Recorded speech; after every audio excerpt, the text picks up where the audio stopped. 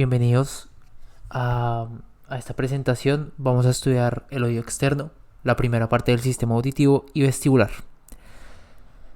El oído externo cumple un papel fundamental en la conducción del sonido, ya que capta las ondas acústicas del ambiente, las dirige hacia el conducto auditivo externo y finalmente las transmite hasta la membrana timpánica, donde se inicia la cadena de vibraciones en el oído medio.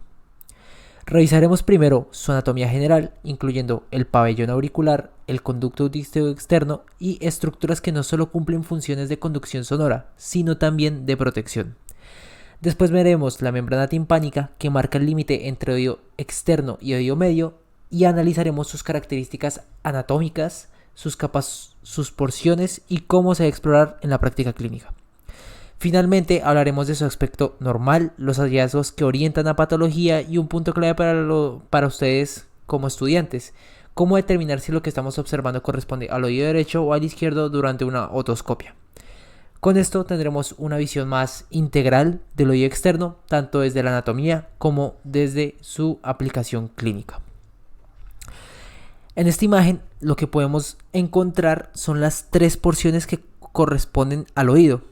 Vamos a tener una porción externa en la cual encontramos al pabellón auricular hasta la membrana timpánica. Un oído medio, que sería la porción media, en la cual encontramos los huesos que transmiten las vibraciones, y finalmente estas vibraciones van a llegar a este oído interno. Por el momento nosotros nos dedicaremos a hablar únicamente de esta porción de acá, que es el oído externo, que está compuesto por este pabellón auricular. Vemos un meato acústico externo y finalmente veremos la membrana timpánica en este video. Continuando, vamos a hablar sobre el oído externo, más específicamente del pabellón auricular. En este momento estamos observando la porción más lateral del pabellón auricular, y la porción medial en estas imágenes no la podemos ver, pero sería lo que está detrás de lo que estamos viendo ahora mismo. Este pabellón auricular se va a conectar con el meato acústico externo, que lo podemos ver en esta zona de acá. Además va a tener una porción anterior, va a tener una porción hacia atrás posterior, aquí inferior, y esto vendría siendo lo superior. Empezando a describir las estructuras que componen a este pabellón auricular, empezamos con el hélix. El hélix de color rojo lo vamos a encontrar en la porción más externa del oído. Además, este hélix va a contar con todo un cuerpo, que vendría siendo toda esta zona de acá, y va a llegar hasta su cabeza, que vendría siendo esta parte de acá. A eso corresponde el hélix. Dentro de este hélix vamos a ver una excavación en esta zona, que vendría siendo una fosa, y esta fosa se la va a conocer como fosa escafoidea. Delante de esa fosa vamos a encontrar al antihélix, que vendría siendo toda esta porción de acá que tiene forma de Y. Y aquí, delante de este antihélix, lo que vamos a encontrar es una fosa triangular que va a estar configurada gracias a la forma del antihélix. Es decir, estos dos tubérculos que se presentan acá y acá van a generar lo que conocemos como la fosa triangular. De pronto en esta imagen no se ve tan bien, pero todo esto sería la fosa triangular. Debajo vamos a encontrar, ya acercándonos hacia el meato acústico externo, la concha, una estructura muy importante dentro de la oreja, y delante de ella, hacia anterior, vamos a encontrar al tragus. Delante o detrás del antitragus vamos a encontrar al antitragus o antitrago. Finalmente, en la porción más inferior vamos a encontrar el lóbulo de la oreja, zonas donde más, las personas empiezan a configurar o a hacerse procesos estéticos como la implantación de los piercings. Ocurren en el tragus, en el lóbulo, sobre todo aquí, en esta zona de acá. O sea, atravesando, digamos, todo lo que es el hélix. Es muy común. Además, aquí vamos a ver nuevamente la imagen en la que empezamos con la misma configuración de arriba hacia abajo. Pues encontramos hélix con todo su cuerpo, que estamos aquí subrayando, su cabeza. Aquí veremos la excavación que les estoy comentando, que es la fosa escafoidea. Finalmente vamos a encontrar a este tubérculo que tiene en forma de Y. Esto de acá vendría siendo el antihélix, es decir que entre hélix y antihélix vamos a encontrar a la fosa escafoidea. Ahora, yo les hablaba que este antihélix va a configurar una Y, y dentro de esa Y va a formar un triángulo, el cual lo vamos a llamar como la fosa triangular. Finalmente vamos a encontrar a la concha en esta zona de acá, acercándose al meato acústico externo. Delante de este meato acústico externo encontramos el trago. Detrás de este encontramos al antitrago. Y debajo de este encontramos al lóbulo de la oreja. En este orden de ideas estamos observando que el oído tiene una estructura compleja. Sin embargo, esto corresponde a razones evolutivas. Si nosotros nos damos cuenta, nuestra capacidad de mover las orejas es limitada a comparación de ciertos animales, como lo pueden ser los perros, como lo pueden ser los monos, que tienen músculos mucho más desarrollados que le ayudan a dirigir los movimientos para poder captar el sonido o dirigirlo hacia el oído interno. Por lo tanto, nosotros generamos a razón evolutiva todas estas formas, estas excavaciones y esta forma de embudo, en la cual si nosotros hacemos la mímica de que esto de acá es el oído externo y hacia acá está el oído interno, pues lo que trate de hacer el cuerpo es generar una zona amplia en el exterior para que todos los sonidos se dirijan de afuera hacia adentro, es decir, podamos captar la mayor cantidad de sonidos y todos se concentren en una zona. Algo muy interesante es que, como habíamos hablado, tenemos estas estructuras como lo puede ser el hélix, el antihélix, aquí lo encontramos nuevamente, el trago, etcétera. Lo que van a hacer es que este sonido no va a entrar de esta manera que yo les estoy mostrando acá. Lo que va a hacer el sonido es realmente chocar con las paredes del hélix, porque puede que este sonido, si no existiera el hélix, siguiera derecho. Entonces lo que hace el hélix es redirigirlo y hacerlo rebotar, y empieza a rebotar con las diferentes estructuras de arriba hacia abajo, de arriba hacia abajo. Primero, para amortiguar. ¿Amortiguar por qué? Porque puedo tener un sonido muy fuerte que pueda dañar al tímpano. Por lo tanto, trato de amortiguar. Segundo, empiezo a redirigir este movimiento o esta confluencia de los sonidos para también disminuir o aumentar el sonido, ¿verdad? ¿Y esto por qué ocurre? Porque yo necesito saber de dónde viene el sonido. Entonces, al generar estos movimientos o al retrasar un poco, así sea la señal, el cuerpo puede discernir de dónde viene el sonido de una manera tridimensional. Es por eso que si alguien nos llama, nosotros vamos a responder hacia la dirección de ese sonido. O por ejemplo, si nosotros estamos en nuestra casa y nuestro vecino mueve una silla, nuestro vecino de arriba mueve una silla, claramente sabemos que el sonido viene de arriba, porque este sonido empieza a chocar, a chocar, a chocar y entra. Y el cerebro puede interpretar, gracias a estos choques y a esa amplitud de onda que se genera específicamente, para poder identificar de dónde viene ese sonido y no decir que viene de abajo.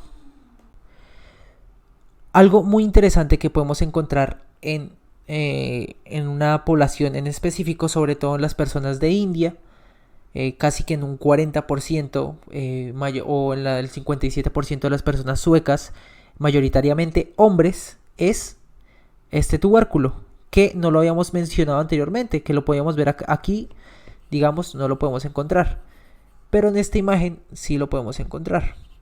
Este tubérculo se le conoce como el tubérculo de Darwin. Realmente se habla de que este tubérculo es una razón evolutiva, que es casi como un órgano vestigial. Por lo tanto, por eso muchas personas no lo tienen. De hecho, ustedes pueden comprobar si alguno de sus familiares o alguno de sus compañeros seguramente en un porcentaje o por probabilidad alguno de sus compañeros tenga este tubérculo. En otras correlaciones clínicas, algo muy importante y muy referencial es esta incisura que se organiza más o menos a 45 grados. ¿Qué es esto? A esto se le llama el signo de Frank. Este signo de Frank fue descubierto por un neumólogo que se apellida Frank.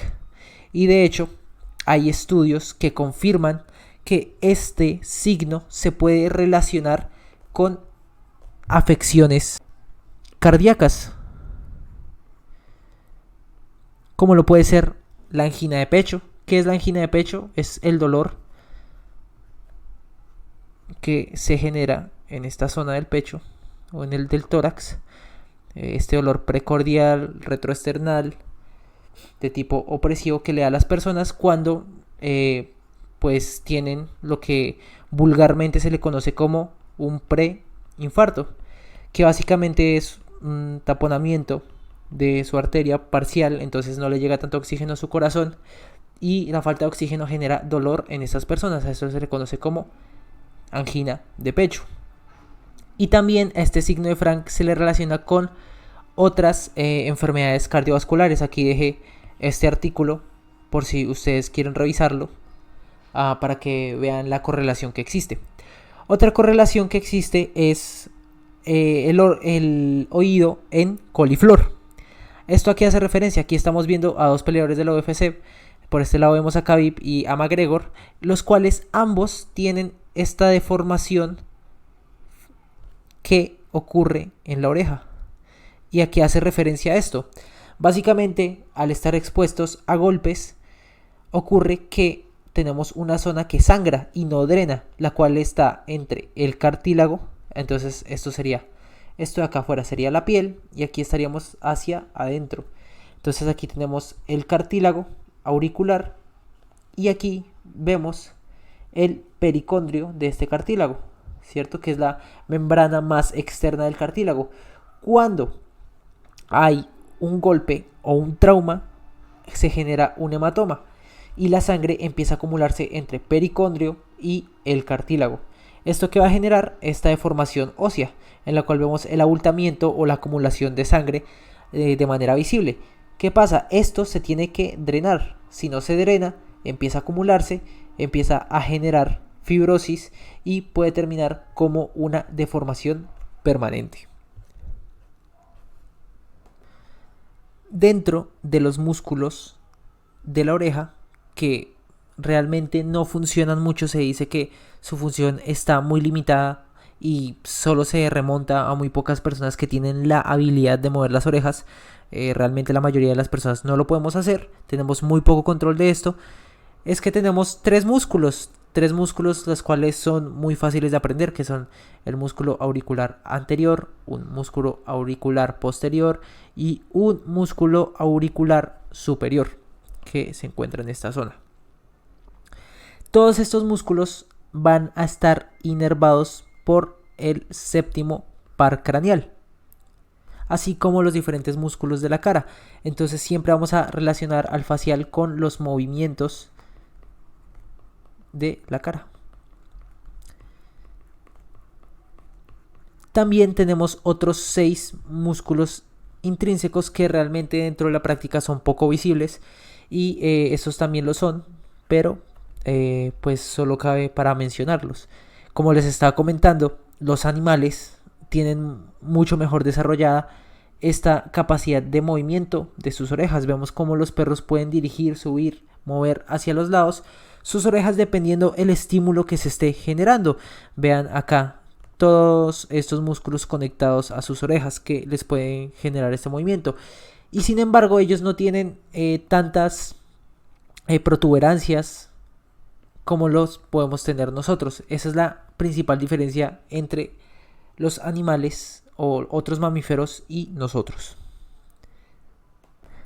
La inervación del oído, al igual que la de la lengua, es un poco compleja, porque vienen varios nervios para un área tan delimitada como lo es esta zona de acá. Entonces vamos a empezar a describir qué nervios inervan cada zona del oído. Empezando, vamos a ver de afuera hacia adentro y de posterior hacia anterior las ramas de C2 y C3, que pueden ser ramas del nervio occipital menor y del nervio auricular mayor. Aquí podemos encontrar cómo se dirigen estas ramas de C2 a C3 dirigiéndose hacia esta porción posterior. Continuando hacia anterior y superior encontramos la rama auriculotemporal del trigémino, pero recordemos siempre, el trigémino va a tener tres ramas: una oftálmica, que es B1, una maxilar, que es B2, y finalmente vamos a tener una mandibular, que es B3. Esta rama mandibular va a sacar una rama que es la auriculotemporal. ¿Por qué se llama auriculotemporal? Porque está cerca al hueso temporal o al lóbulo temporal y va a la oreja. Entonces por eso lo llamamos aurículo temporal. Entonces recordemos que esta zona va a estar inervada por la rama auriculotemporal, rama del nervio trigémino, específicamente de la rama mandibular. Hacia adelante, hacia inferior pero anterior, es decir, esta zona que encontramos acá, vamos a hablar de una inervación sensitiva que proviene del nervio facial. Y finalmente, hacia la concha, que es todo esto de acá, vamos a tener una inervación compartida / visceral. ¿Qué nervios o qué pares craneales son viscerales? Pues exactamente el vago y el glosofaringio. Estas dos zonas van a compartir esta inervación. Ahora vamos a recapitular. Aquí podemos ver lo mismo, las diferencias. Entonces ya sabemos que hacia acá vamos a encontrar las ramas que vienen desde el cuello, desde acá abajo, que van a ser de C2 a C3. Nervio occipital menor y nervio auricular mayor. Hacia superior y anterior vamos a encontrar la rama aurículo temporal del mandibular, es decir, de B3, que a su vez sale del trigémino. Hacia acá encontramos al facial. Aquí también se habla un poco de que pues se encuentra al facial. Depende el autor, realmente donde ustedes vean. Puede que cambien un poco la inervación, pero quédense con lo que a ustedes les digan en clase. Aquí vemos también un poco el facial. Y hacia adentro, lo más importante, y esto creo que es casi invariable, es la inervación, como les digo, visceral, es decir, del glosofaringio y el vago, aquí en color azul.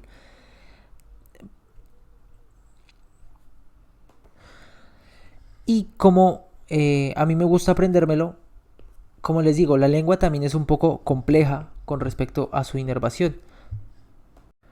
Así que, a manera de memotecnia, pues voy a dibujar la lengua desde una visión lateral. Entonces aquí tenemos esta persona y esta es la lengua. ¿cierto? Entonces todo esto es la lengua. Ahora, nosotros sabemos que la lengua va a estar inervada por 3 nervios. Entonces, hacia lo más exterior tenemos al facial,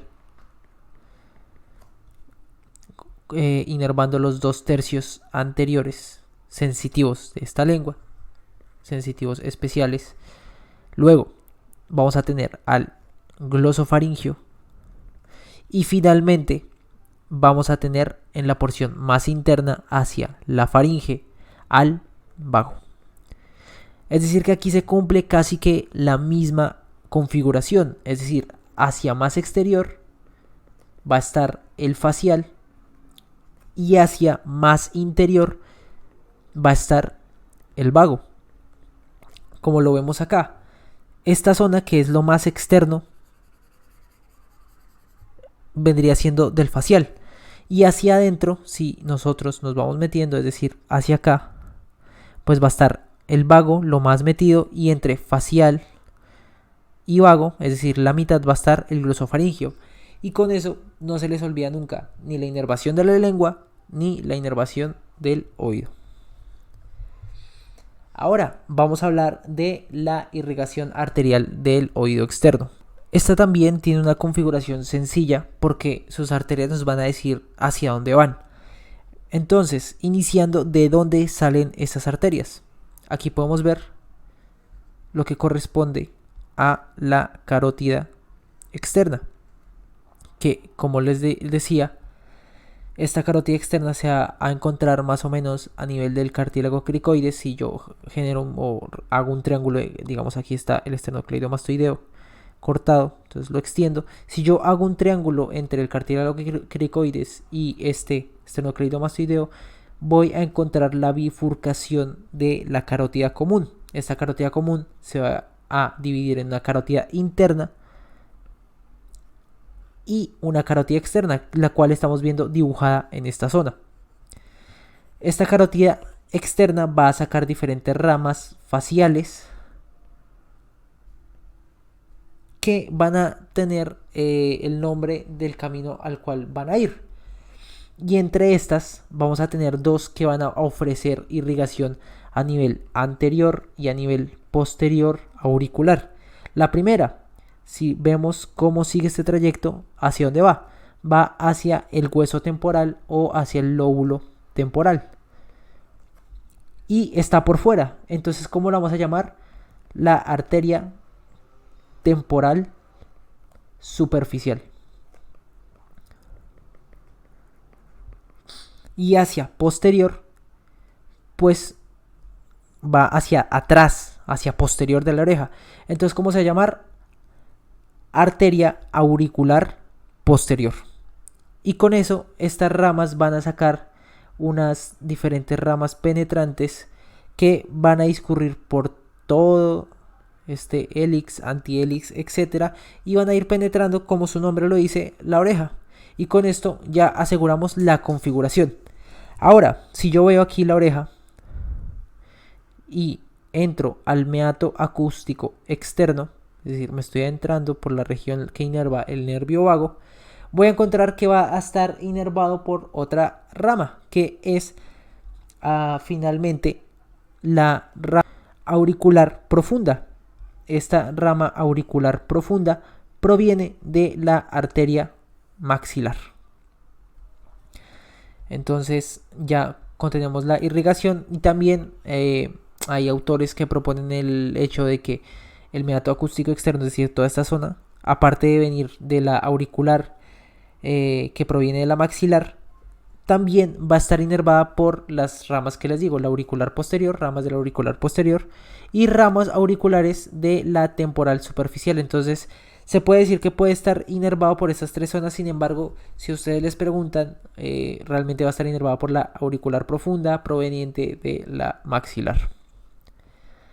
Ahora aquí les dejo para que ustedes respondan, y lo más importante que yo quiero que ustedes respondan acá es que digan el origen real y el origen aparente de los nervios que inervan esta zona.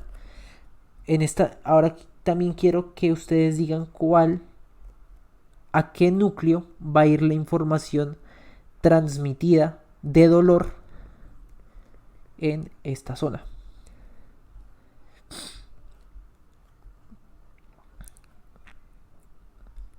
Y acá únicamente de dónde provienen estas zonas, este nervio que llega a esta zona de acá. Y pues con eso lo dejo y en otro momento lo respondo. Ahora, con respecto a unas correlaciones clínicas, vamos a tener que esta porción de la lengua nos va a presentar, como hablábamos, diferente inervación, y esto puede generar diferentes problemas o dolores referidos. Es el caso, por ejemplo, en el cual nosotros tengamos una sinusitis, que es una inflamación de estas celdas. En el caso de tener una sinusitis a nivel maxilar, el dolor va a empezar a referirse a esta zona que es inervada por la rama auriculotemporal del quinto par craneal.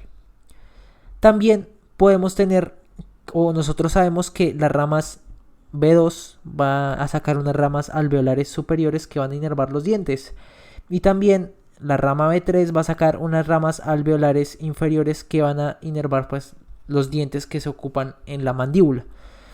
¿Qué pasa? Si yo tengo una infección, un absceso a nivel dental, una infección dental, el dolor también va a empezar a referirse a esta zona, la cual les estoy comentando.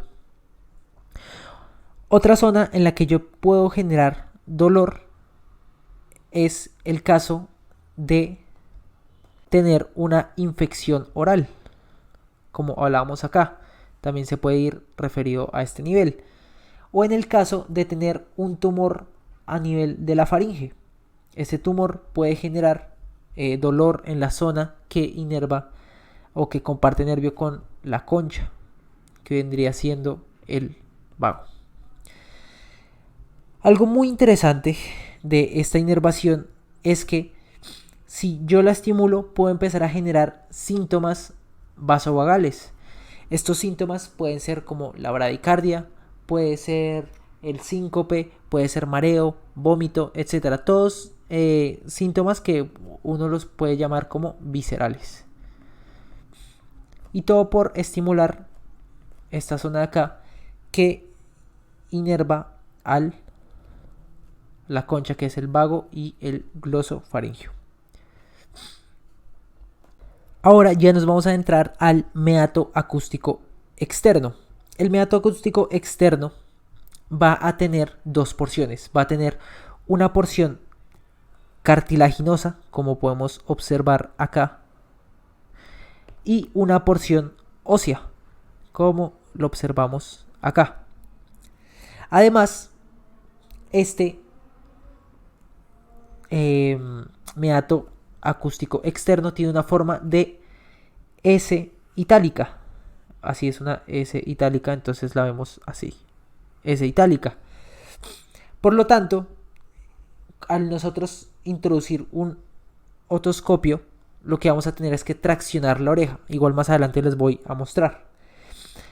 Algo muy importante es las relaciones que tiene este meato acústico externo. ¿Por qué? Porque hacia anterior vamos a encontrar, entonces aquí vemos de color verde al meato acústico externo. Hacia anterior encontramos esta articulación, que es conocida como la articulación temporomandibular, que nos permite masticar o abrir y cerrar la boca. Hacia posterior vamos a encontrar este hueso, que es el proceso mastoides.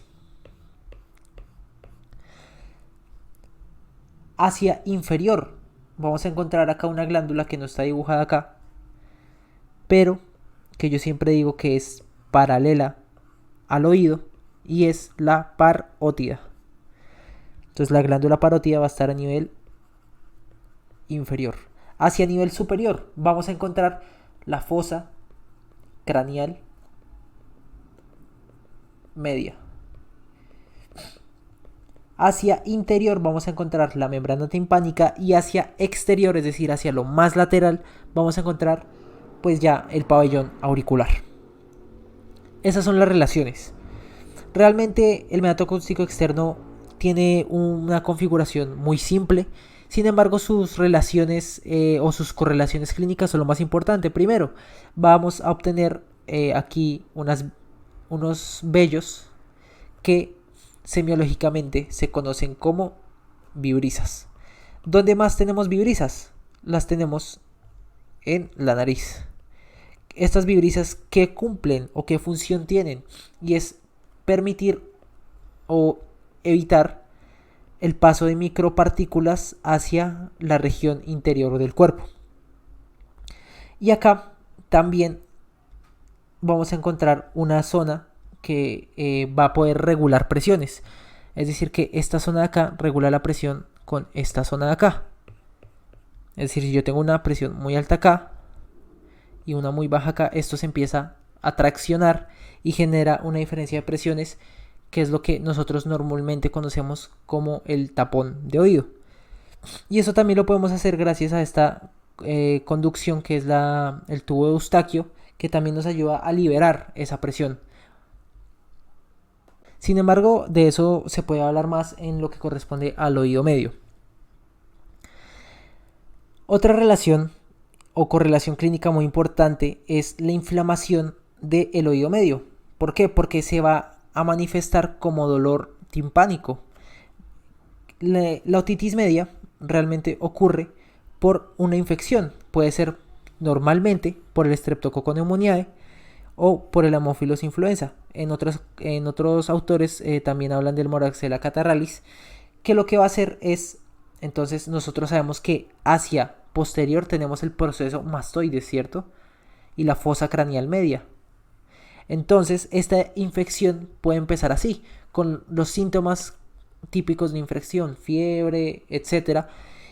Y si no se controla bien estas bacterias, digamos que en este caso el estreptococo, va a empezar a diseminarse a través del proceso mastoides. Y vamos a tener una inflamación del hueso, a lo cual le llamamos mastoiditis. Esta mastoiditis, igualmente no controlada, puede subir a la fosa craneal media e infectar el cerebro, finalmente pues generando patología como lo puede ser un absceso. Aquí podemos ver nuevamente las manifestaciones de la mastoiditis. Y continuamos con ya finalmente la membrana timpánica. Esta membrana timpánica cumple una función esencial, la cual corresponde a separar todo lo que es el oído externo del oído medio. Esta membrana timpánica va normalmente a medir 9 milímetros de alto y de 8 a 9 milímetros de ancho. También va a tener una configuración y sus partes, entre las cuales encontramos el proceso lateral del maliolo. Entonces nosotros aquí lo podemos observar cómo sale esto. Es decir, tenemos una membrana plana y acá vemos una protuberancia. Esta protuberancia que nosotros estamos viendo acá es básicamente como si yo tapara con una sábana a este hueso de acá. Entonces aquí este hueso saca esto acá así y por eso se ve así de frente. Es decir, nosotros lo estamos viendo así, por eso se ve de esa manera. Y es algo que nosotros tenemos que ver normalmente, este proceso. Además, este proceso nos va a estar a nivel superior. Es decir, que yo divido esto en 4 cuadrantes y lo voy a encontrar en el cuadrante superior anterior. Ahora, en el cuadrante inferior anterior vamos a encontrar esta estructura muy famosa que es el cono de luz. El cono de luz se refiere que es lo que nosotros sí o sí debemos de ver en una otoscopia. Y esto nos va a reflejar algo que es un oído normal o un oído sano. Hacia posterior vamos a encontrar algo que se le conoce como la pars tensa, que es casi la mayoría de la oreja o de la membrana timpánica, y finalmente una pars flácida. ¿Por qué se le llaman pars tensa y pars flácida? Básicamente, si yo agarro la membrana timpánica y la miro, digamos que lateralmente, va a tener 3 membranas. ¿Sí? Esta membrana timpánica. La pars tensa o pars rígida, pues va a tener un núcleo fibroso en su parte más medial o su parte más interior, es decir, a lo que conecta con el oído interno. Y la pars flácida, por el contrario, no la tiene. Entonces por eso se le conoce como pars flácida. Ahora, ¿yo cómo sé si estoy en un oído izquierdo o un oído derecho? Pues lo que yo hago es saber hacia dónde va este proceso lateral y hacia dónde está el cono de luz. Siempre voy a saber que ambos van a estar mirando hacia anterior, es decir, que si esto mira hacia la derecha es porque mis ojos están allá. Por lo tanto, si yo me imagino un oído, este sería el oído derecho. Si por el contrario, digamos que aquí ustedes traten de identificarlo, hacia dónde está mirando y más o menos dónde está este cono de luz. Entonces, en este caso, pues estaríamos hablando también de una oreja derecha. Lo que nosotros deberíamos ver para ver una oreja izquierda es ver el proceso lateral del malleolo así, mirando hacia allá. Es decir, que esto tiene una inclinación casi que de 45 grados. Entonces, mirando hacia allá, entonces aquí estaríamos imaginando que tengo los ojos acá. Es decir, tengo una oreja así. Y además, el cono de luz se vería a este lado. Entonces es muy fácil porque si yo veo el cono de luz hacia la izquierda, estoy en la oreja izquierda. Si veo el proceso lateral hacia la izquierda, estoy mirando la oreja izquierda. Si lo veo a la derecha, estoy mirando la oreja derecha. Y si veo esto a la derecha, estoy mirando la oreja derecha. Es muy simple. Y con eso terminamos lo que es la teoría del oído externo. Ahora, yo lo que quiero es que ustedes traten de responder esta pregunta. Tenemos un paciente masculino de 35 años que acude a una consulta por una otalgia leve. Durante la otoscopia, el paciente refiere mareo súbito, presenta tos repetitiva y en la valoración se documenta frecuencia cardíaca de 50 latidos por minuto. ¿Cuál es la causa más probable de estos síntomas? Entonces, como les digo, siempre paren el video, traten de responder, traten de revisar si quieren sus apuntes y respondan. Entonces voy a empezar a responder. Ahora, ¿yo qué obtengo? Que antes de la consulta el paciente estaba normal. Digamos que venía por una consulta de rutina, había presentado, no sé, alguna disminución en la audición, se fue a tomar y estuvo en una fiesta, entonces por eso ahora escucha menos. Yo lo que voy a hacer es revisarlo.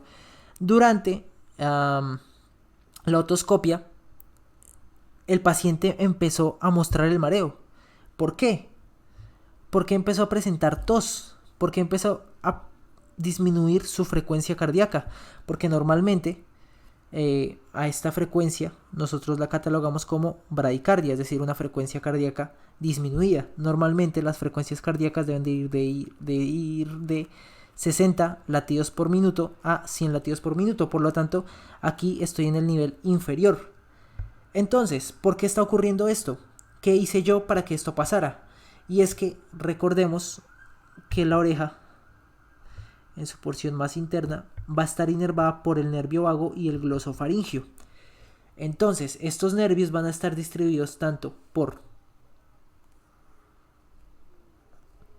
toda la faringe y también el glosofaringio va a estar inervando aquí al seno carotidio que censa las presiones y también a ciertas zonas como son los centros eméticos y del mareo.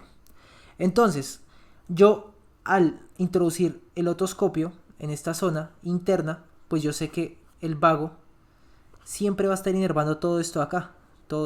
Entonces lo estoy estimulando. cuando lo estimulo, pues voy a empezar a generar eferencias y aferencias hacia las diferentes zonas, como es la faringe. Y la faringe es la que se encarga del reflejo tusígeno. Entonces, por lo tanto, este paciente presentó esta tos repetitiva. Esta tos repetitiva se ha documentado en el 2 al 4% de estos casos, y también se le conoce como la tos de Arnold. Ahora, también vemos que hay una frecuencia cardíaca disminuida. Además del tema del glosofaringio, pues el vago va a inervar al corazón y va a generar efectos ionotrópicos negativos, porque el vago generalmente genera descargas parasimpáticas. Entonces estas descargas parasimpáticas van a disminuir la contracción de los miocitos de este corazón. Por lo tanto, empezó a presentar bradicardia. También presentaba mareo, y esto también es por la misma relación entre vago, que son estos síntomas vagales. Por lo tanto, esa sería la respuesta. Finalmente tenemos este caso clínico. Como les digo, traten de resolverlo por ustedes mismos y miran la respuesta. Entonces tenemos un paciente de 12 años que consulta por una cefalea intensa.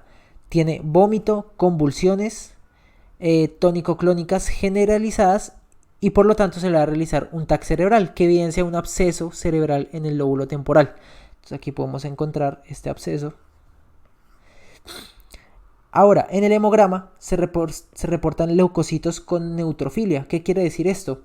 Que cuando nosotros cursamos con una infección, vamos a encontrar un aumento en los niveles de estas células. De estas células que son los neutrófilos. Y estos neutrófilos normalmente se elevan en condiciones bacterianas. Por lo tanto, si a mí me están hablando de una neutrofilia, hacen referencia a que yo tengo elevados los neutrófilos. En la exploración física presenta un Kernig y Brudzinski negativos. ¿Esto qué quiere decir? Kernig y Brudzinski son signos meningios.